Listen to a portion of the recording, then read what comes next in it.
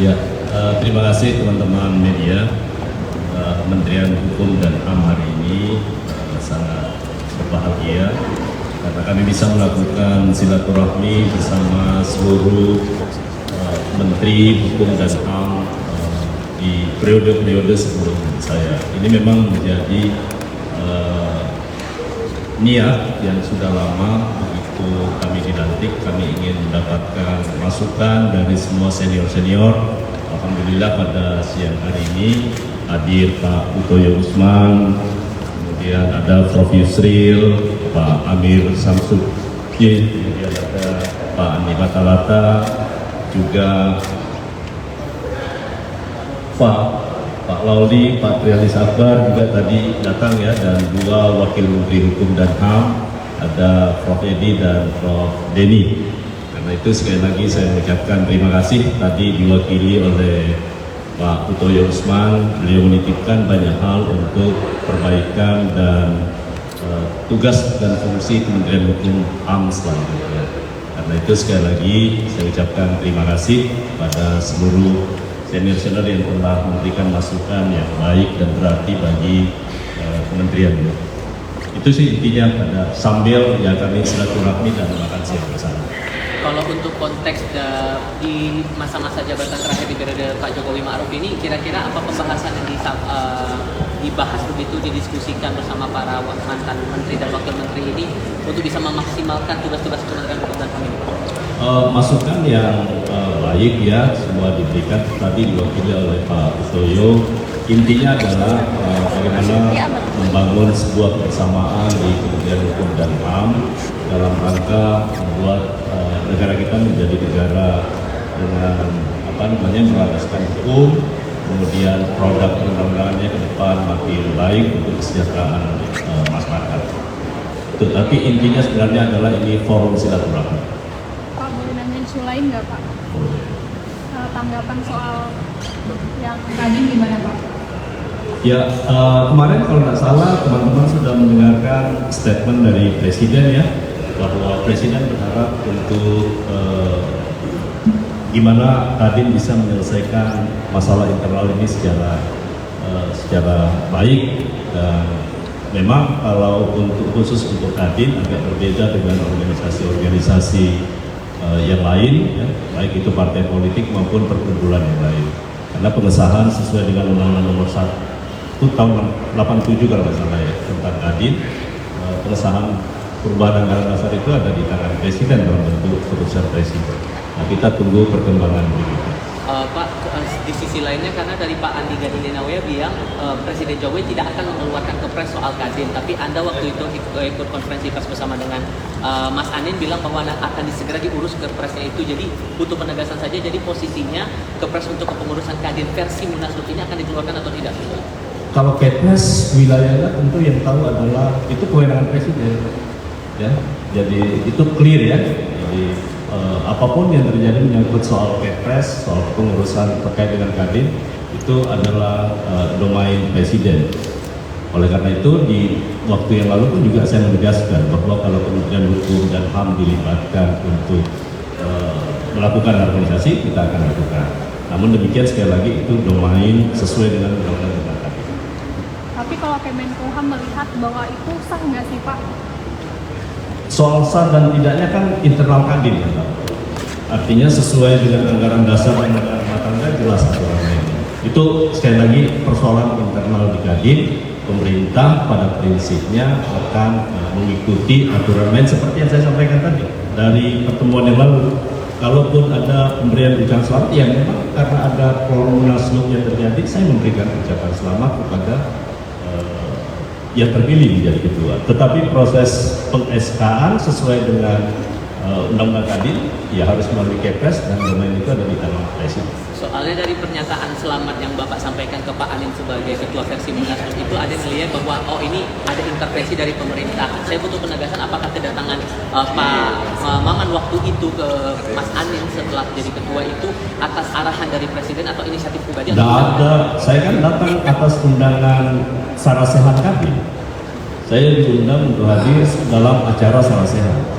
Karena saya tahu baru terjadi Munaslup, saya berikan ucapan selamat. Kan clear yang saya sampaikan kemarin ya. Nah, sekali lagi mudah-mudahan ini sudah clear dengan pernyataan Presiden kemarin yang berharap. Kita tentu mengharapkan Kadin sebagai mitra strategis pemerintah dalam rangka untuk pembangunan, baik untuk investasi maupun pemanfaatan berbagai macam aspek-aspek pembangunan yang lain. Ini kita mau lihat Kadin ke depan menjadi sebuah organisasi yang profesional, kemudian menjadi mitra strategis pemerintah. Disebut bahwa ya ada intervensi pemerintah, itu berarti gimana responnya? Saya kira tidak mungkin ada intervensi pemerintah, karena kan Kadin menjadi sebuah organisasi yang independen ya.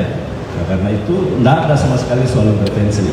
Saya datang sekali lagi ke forum yang disiapkan kemarin itu dalam kapasitas karena hadir dalam kerangka memenuhi undangan dalam acara Sarasehan yang diselenggarakan oleh Kadin Indonesia. Pak, Cukup ya? Soal polemik naturalisasi timnas, Pak, katanya kan kemarin mantan Dubes RI untuk Polandia menyebut kalau para pemain timnas naturalisasi ini punya 2 paspor dan akan beralih menjadi warga negaranya lagi kalau misalkan udah nggak dibutuhkan gitu jadi timnas. Itu gimana, Pak? Kemarin satu ya, naturalisasi itu ada 2. Ada naturalisasi biasa, ada naturalisasi istimewa. Yang kita lakukan terhadap 2 pemain yang kemarin yang di Komisi 3 itu adalah naturalisasi istimewa. Kenapa kita lakukan naturalisasi istimewa? Karena memang kita punya cita-cita untuk menjadikan tim nasional Indonesia untuk bisa lolos Piala Dunia. Ini programnya Presiden Jokowi, kemudian juga sama menjadi program Presiden terpilih. Karena itu kita melakukan gerakan cepat atas permintaan teman-teman dari PSSI ya. Nah, karena itu sekali lagi bahwa terkait dengan soal keberadaan paspor seperti kan sudah dijawab oleh Dirjen Imigrasi. Udah clear ya pernyataan di Dirjen Imigrasi bahwa paspor yang bersangkutan sudah diserahkan kepada pemerintah Indonesia, dalam hal ini adalah Direktorat Jenderal Imigrasi, terutama yang sudah diambil sumpahnya ya. Karena itu, nah terkait dengan 2 pemain yang terakhir, kenapa saya statement kemarin bahwa itu akan dilakukan sumpah? Karena kita mengejar target untuk pertandingan ketiga yang akan datang, yang akan berlangsung di Bahrain maupun yang berlangsung di China ya. Karena kalau kita menunggu mereka datang ke sini hari ini, keduanya tidak diizinkan klub sementara untuk meninggalkan klubnya masing-masing. Karena itu kita proaktif, pengambilan sumpahnya akan diadakan di Kedutaan Besar Republik Indonesia di Belanda. Kemudian nanti setelah itu seluruh persyaratan administrasinya setelah keputusan Presiden juga keluar, pengambilan sumpahnya selesai, maka tentu PSSI sebagai user itu boleh mendaftarkan yang bersangkutan menjadi tim nasional Indonesia untuk melawan Bahrain dan China di bulan Oktober yang akan datang. Secara prosedur apakah ada ruang untuk tidak perlu harus datang ke Indonesia untuk menyampaikan sumpah? Tidak ada masalah, karena jangan lupa Kedutaan Besar Republik Indonesia itu adalah wilayah kedaulatan Republik Indonesia ya. Semua kantor kedutaan ataupun kapal kita itu saya rasa itu menjadi pengetahuan umum ya, bahwa wilayah kantor kedutaan kita itu adalah wilayah kedaulatan kita. Jadi nggak ada masalah. Pak, soal sumpah 2 pemain yang Mes Hilgers dan Ayana Leenders itu kan belum di KBRI Belanda, itu kapan? Mungkin hari Minggu nanti Dirjen AHU akan berangkat ke sana. Mudah-mudahan hari Senin yang akan datang mudah-mudahan ya. Pak, terus nanti untuk prosedur pembuatan KTP 2 pemain itu bagaimana? Ya, itu nanti tergantung proses selanjutnya. Saya yakin dan percaya nanti Dirjen Imigrasi juga, kemudian juga Dirjen AHU akan bekerja sama termasuk dengan lintas kementerian yang lain. Pak, Cukup ya? Soal kepengurusan PKB, Pak, kira-kira udah terbit ya? Kalau untuk kan dulu saya sudah sempat statement juga, semua pengurus partai politik yang mendaftarkan hasil musyawarah nasional atau apapun sebutannya, saya minta kepada Dirjen AHU juga untuk sesegera mungkin menyelesaikan. Tidak boleh ada yang, bahkan ada yang prosesnya cuma 2 jam. Begitu mereka lengkapi semua administrasinya, entah itu bagian dari koalisi Indonesia Maju atau bukan, semua kami perlakukan sama. Ya, itu bagian dari keterbukaan yang kami lakukan di Kementerian Hukum dan HAM saat ini. Tapi udah masuk belum Pak? Administrasinya kan tadi pagi udah disahin nih untuk DPP PKB. Udah masuk belum? Kumham udah menerima itu belum? Sudah, kalau DPP PKB kemungkinan yang mereka daftarkan ya. Kalau untuk DPP-nya sudah.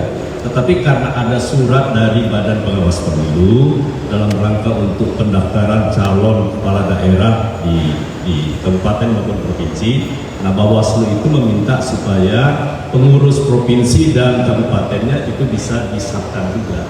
Jadi itu sebenarnya, kalaupun ada permintaan untuk pengesahan pengurus provinsi dan kabupaten kota, itu karena permintaan dari Badan Pengawas Pemilu. Sekian ya.